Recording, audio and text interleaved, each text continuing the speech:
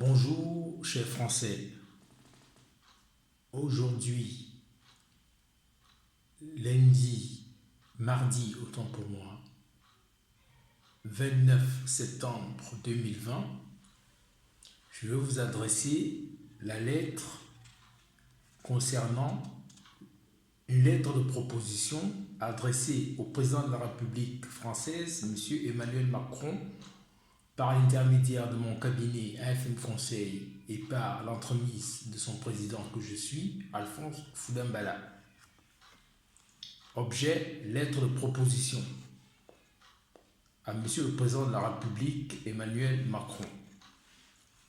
Monsieur le Président, je me réjouis par l'idée de vous écrire cette lettre et au moment où vous et votre parti s'apprêtent à entrer en campagne pour les élections municipales de 2020.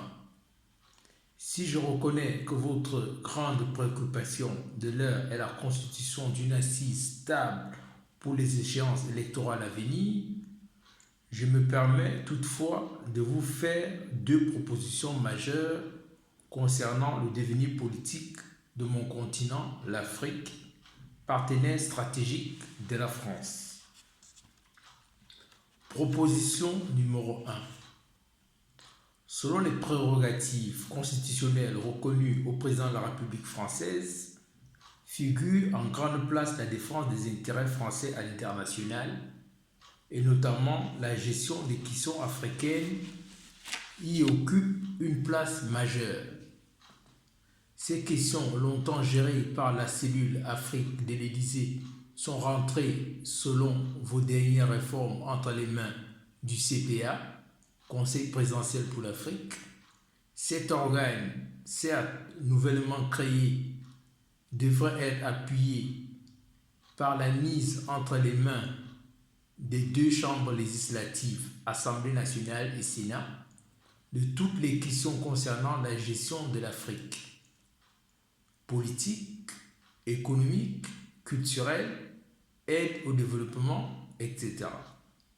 Ceci permettrait de redonner un nouveau souffle dans les relations franco-africaines et permettrait de débattre avant toute prise de décision, exemple de la décision de faire la guerre à la Libye par Nicolas Sarkozy, exemple de faire la guerre au Mali par François Hollande, etc. Proposition numéro 2. L'octroi du droit de vote aux résidents étrangers non communautaires aux élections municipales et législatives en France.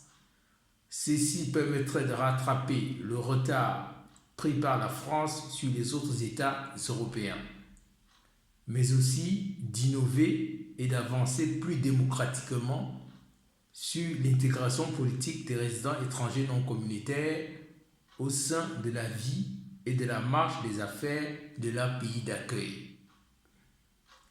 Voici deux propositions que je vous adresse afin de favoriser l'intégration des étrangers dans votre pays, dans l'espoir que mes propositions trouveront un écho favorable pour vos priorités.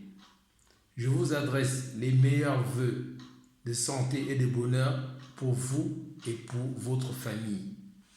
Bien respectueusement, Alphonse Foudambala, président du cabinet AFM Conseil. Je vous rappelle, Monsieur le Président, que cette lettre vous a été adressée le vendredi 31 janvier 2020. Et j'espère que vous l'avez bien reçue. Au revoir.